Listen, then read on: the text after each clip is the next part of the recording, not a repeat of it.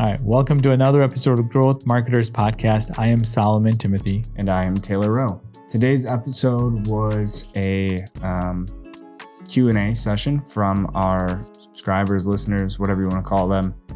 We had in a couple of questions. I think we answered 3 questions from our listeners, all obviously to do with digital marketing and challenges that I think are pretty common. I think probably why we picked those 3 out of all the questions that came in is that we hear them a lot. And so hopefully you guys found some value in what we said in terms of our answers. If you have your own questions that you want us to answer on the show, send us an email or fill out a form on the website. I think it's oneims.com/podcast. Enjoy.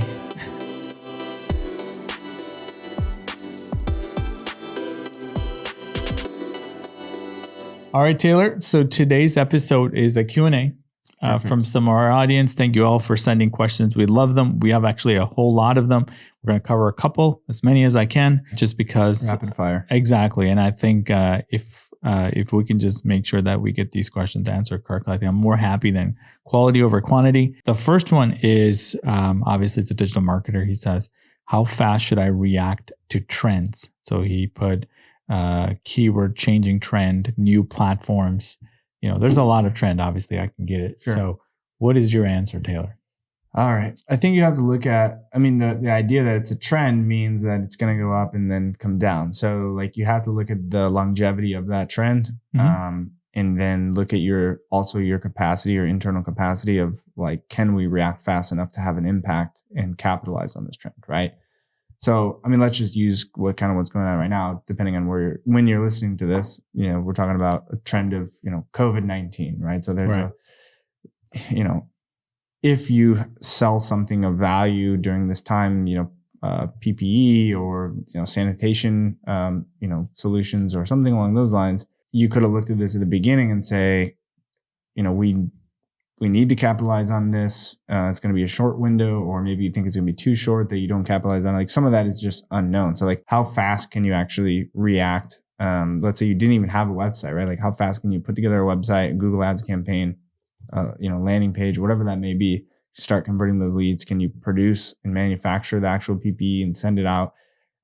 It's a little bit of a gamble, right? But let's say that we're just talking about a general business and something that's maybe going to be a little bit more short term. I think you don't want to be reactionary in your marketing. You want to adjust to something that's going to be a long-term change. So you talk about, I think he asked about like Google, right? So I would look at Google Trends as like 2 different things. One, you look at search trends, meaning is the interest in your product or service or specific search term going up over time? Then you try to reverse engineer like why you believe that would be going up. Is there change in demand? Is that demand long-term, short-term? If it's short-term, then probably doesn't make sense to spend a lot of resources trying to, chase that idea that maybe have already gone by, right? There was a spike in demand. Now it's over. Other trends in Google that come to mind would be like an algorithm update. So should you optimize your website based on algorithm updates? Yes and no. You want to be ahead of the curve for those updates. You don't want to find a loophole in an algorithm update or a loophole that you think is going to be, again, short term. You want to look at how do I make my website better? And if you look at the trend of algorithm updates since the beginning of Google to now, it's about a couple of things. One is, if you would ask me a year ago, I would have said it's about making a better website experience, better user experience. If you ask me now, I might say it's partly about keeping people on Google more, right? If you look at what Google's doing, they're trying to keep that website, they're trying to keep that traffic on Google. You could say that's because it's a better experience or not, but it's the same idea. It's like you need to optimize your website for how Google is reacting and how Google wants to treat their users. Is that a trend or is that not a trend? I think regardless of an algorithm update, like you shouldn't be surprised by something that happens. You should already have been working on that. So I wouldn't say you're reactionary in that sense, unless your website tanks in traffic or something like that. Other trends he asked about, I think, was platforms, right? This is probably where people get into more trouble than like Google search trends, algorithm updates. I think the average marketer isn't looking at search trends every day and like trying to write a blog post about something that had a spike in traffic or spike in interest. I think the average marketer in terms of pitfalls would fall into that trends in platforms, right? So where do I reach my customer? Just looking at social media platforms, Facebook, LinkedIn, Twitter, Instagram. Now we have, TikTok and Snapchat and Twitch and all these things like YouTube. And we talk about YouTube, whether you call that social media or search engine or whatever. LinkedIn has stories now. Right. Yeah. I mean, so those are the trends I would probably try to avoid simply because of a bandwidth issue. Yeah. Not because it's not feasible to reach your audience. I would say that if you have the bandwidth and it makes sense for your audience, Pinterest, I didn't even mention Pinterest, right?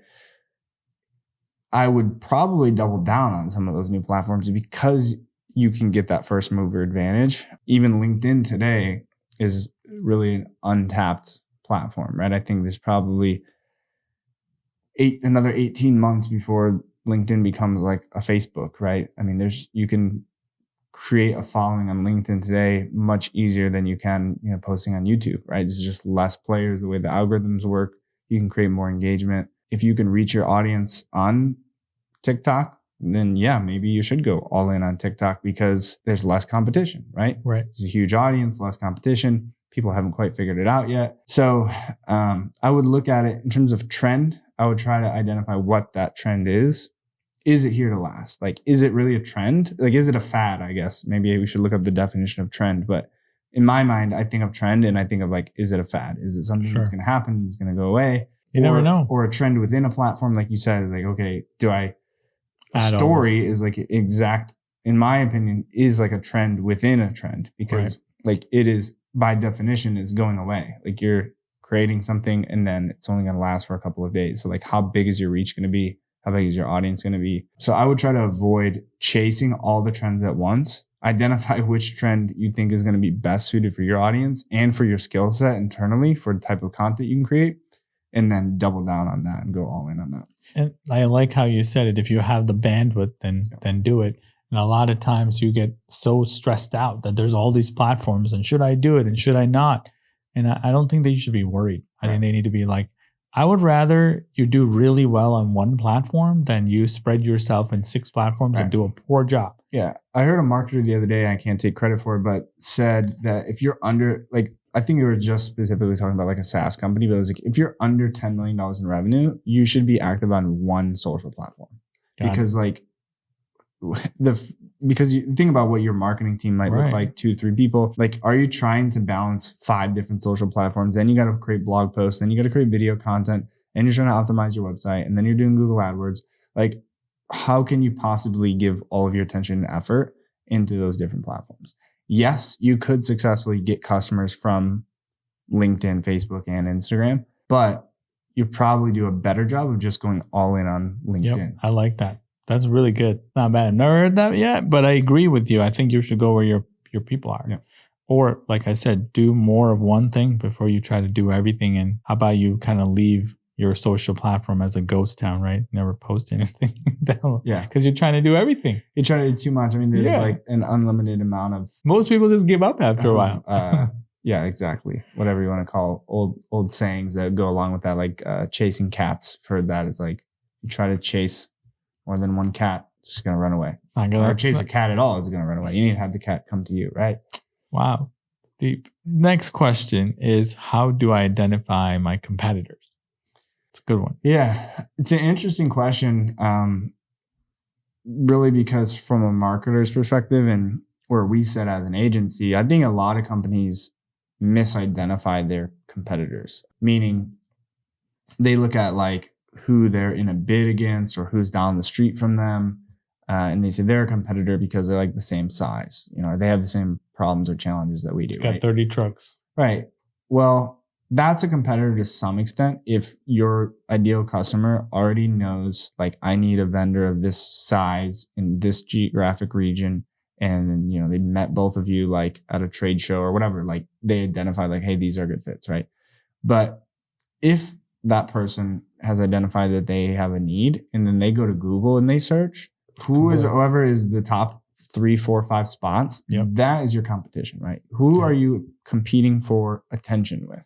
So we see a lot of times that we say, oh, Amazon's not a competitor of us, or Uline's not a competitor of us. Like they're much bigger, or they're a platform, or they're a reseller, or they don't do this. They don't manufacture. They just, import from, China or Mexico. It's like, that's not the point, right? The point is at that moment of truth, when someone goes to Google and they search for a solution to their problem, which you can help with. Yep. If they don't find your website or whatever they find, that is competition. So that's where I would start, is I would identify what is our top 10, keywords, right? In terms of our products or solutions that we provide. Go to Google, search for that. 10 searches, 10 results for each search. Write those down, take a screenshot. There's 100 different links, right? You might find that there's, maybe only 10 different competitors that take up all those 100 different links, but that is who you're competing with. And what you have to figure out is where you can actually compete. Because if you're trying to rank for like a financial term and the first 3 results is like Investopedia and Wikipedia and, whatever, Forbes.com, it's like, can you compete with that? Because they are taking away your traffic. Same thing if we sell a product, right? Let's say we manufacture a product, we sell it, and, we sell our products on Amazon and Home Depot and, Lowe's, and all of those websites are our partners because we sell there, but they also, and our customers, but then they also outrank us. Like they're also our competition to some extent. So identify who is your competition and in what format they're a competitor. And then you try to identify how you can beat them, or how you can take some of that impression share, that attention away from them, because that's where you're going to start to get the conversions and the customers. And I think that same concept you can apply to 3 things. Like the last one we talked about, the social content. When you go to YouTube and you search the same keyword, that's not the same people that are on Google. Yep. That's a whole nother competition who's creating tons of content for your niche. Yep. That's a different ball game altogether. Yeah. Or the person that has all the organic reach because of all the, creation of content and nurturing and creating a community over time. That's a different competition, right? It's like you can't beat somebody who's built a relationship with hundreds of people. Yeah. It's can't beat that. Who's educating your customer? Yeah. That is your competition. Yeah, seriously, it's an insanity. But I like your answer. It's hard because it's a one. And if you're doing SEO, then you have a list of competitors. If you're doing organic, and it probably would circle back to that first question that we answered. Is like, you still need to prioritize your time. Like, yes, these are all our competitors, but can we spend our time and effort competing with Amazon? Maybe not. So you have to identify who your competition is first. I know that was the only answer. The question was how to identify. I guess we're giving them a little bonus. SEM rush. Like, Just kidding. How do we then overtake our competitors and to some stuff? Love it. All right. Next question. Should we or should we not gate our content? I know we've created a lot of content around this. I'm a big proponent of no. I'm a big proponent of yes. So I guess we have 50-50 here. I would say, and I think that'd be good conversations. So you could talk about the other side of it. But I need my lead. Say 99.9% of the time, no, don't gate it, because if you're spending time to create something of value, then give it to your customer because you think it's valuable. I'm not charging for it. It's free. You are though. You're charging an email entry address, fee, right? Which you have to. Once you make that mind shift of like being seller centric to buyer centric, right? If the idea of your website, your marketing, your messaging, your product, your service, everything is around, hey, I want to be buyer centric. I want to give my customer the best user experience. It's not a good user experience to go. I see something I like on LinkedIn. I click on it and then I go to a landing page where I have to enter my contact information for me to even read this report that I thought might be interesting. I'm not even know if I'm interested yet. I just thought it might be interesting. I don't want to fill that out because I know what's going to happen when I fill that out. I'm going to get a canned, email sequence. I'm going to get calls from a, SDR, right? That's going to try to sell me on something. I just wanted to read this report that I thought was interesting. So I'm probably not going to fill out the form. I mean, look at your, conversion rates on those forms. Even if it's 10%, which is high, that means 90% of the people that clicked on that link that you're maybe even spending money to promote, 90% of those people are never even going to read that content. So the goal of what we talked about as marketers is we want to communicate, we want to educate, we want to reach our audience, and we want to, again, bridge that gap between where they're at and where we're at. And 90% of the people aren't even going to see what we're trying to do. Like we made it all the way to the front door and like we never even rang the doorbell because we needed some extra piece of information, right? So Show me your ID, right? It's the Yeah, same I thing. wouldn't. It's not a good user experience. You're missing out on a huge piece of your audience. I would, if it's valuable, I'd give it away for free, and I'd give it to as many people as I can, and then let those people educate themselves and self-identify when they're in the market, and then they'll reach out to you. How would you remarket to them if you have no idea who they are? So like, it's not about, okay, we have to remarket to them, because if you look at the metrics, and we've done it across how many of our companies, is like, how many people actually become a customer that way because they downloaded an ebook and then they got into our funnel, and then we emailed them, 100 times, and we had a phone call, and we like, how many of those people actually become a customer, versus if you just gave it to them and you educate them, you can have calls to action within that piece of content, whether that's a webinar or Right. It'd be like gating this podcast, right? And then Right. you have to fill out your email to listen to the podcast. Like, we're just giving you free information. If you find it valuable, then you can reach out to us. You can still, today, at this point, you could still cookie them. You could show ads to them. You could try to get them to come back and request a quote or a demo. But talk to your sales reps. How many of them want to, call people that just downloaded a resource? Like, how quality are those conversations? How many of them turn into sales opportunities? And again, that is just the people who converted, not the other 90% or 98% who didn't convert. It's just, so the only form would be bottom of funnel forms. Yeah, depending on, depends what you're doing, right? You may have like a newsletter subscription form. So you may have a very, very well put together like research. Like you think about like a gardener or someone like that who like you pay for research, and then you put something together, and then maybe you have to have somebody fill that out, or maybe you're hosting an event where you want somebody to register, you have to pay for it because it's like even more valuable. Then in those cases, like I said, 99.9% of the time I'm for not gating it, but sometimes I guess it would say that you do have to gate it. But yeah, in general, again, as marketers, if you're being buyer centric, then the idea is, let me make it as easy as possible for you to consume this information, and then I'm going to educate you, and then when the time comes, you're going to reach out to me. It means I'm spending way less time dealing with bad leads. Right. Salespeople, we have to have a smaller sales department because we don't need to handle all these leads that are just, you came to my website one time, so I got to call you 100 times. Or we call you because we know your company size and we identified that you're the right person, and IBM stepped on my website, so I have to call you now. Right. So I would rather play the long game in that sense of just educate, focus on value, and then the right people are going to reach out to you at the right time. It just requires a lot more resources on your end as an organization from a sales perspective. You're going to have a more educated buyers and be a faster sales cycle. It's a different process. Like the playbook as marketers, especially like B2B marketing, is,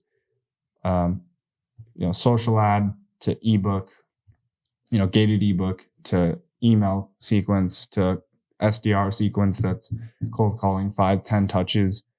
And like maybe 1% of the initial form fills are going to become a customer, or you can open that funnel a lot larger, never have to deal with that, and then all of your meetings are just demo requests, right? Depending on what you're selling. So it's a completely different game. It's a different playbook. Like you said, it's hard to measure as marketers. Like the idea of what do you do with direct marketers, direct response guys who are like, I need leads now, and if it doesn't produce leads, then it's not quality. But what's a lead? Yeah, that's the thing is like if you need leads, then you can get leads. You can turn on a Facebook lead ad, Google or LinkedIn lead ads, and get a bunch of leads. But what you want is revenue, right? So you don't necessarily have a lead problem. You don't have a sales problem. You have a marketing communications problem, which is we need to focus more on creating quality content and distributing that content. And then the leads are going to be higher qualified. So your cost per acquisition is going to go down. Lifetime value is going to go up. Like those are the metrics you could focus on. If you're caught on, hey, we need leads, and you're trying to do this and you're trying to implement this, it's not going to work because you're not going to get as many leads. Your leads are going to go down for sure. But your sales will go up. Right. Good argument there. All right. Well, those are the 3 questions that we're going to do today. All right. Perfect. I don't want to pull it up again. I'm good for the day. What about you? Yeah. Hopefully those answers satisfied people who asked them.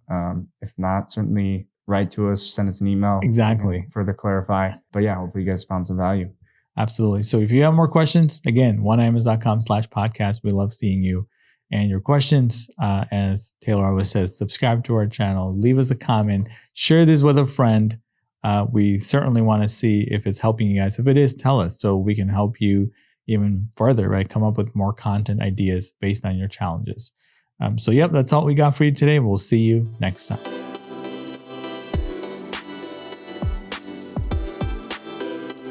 Growth Marketers is brought to you by OneIMS, helping you reach new heights through integrated marketing. One world, one web, OneIMS.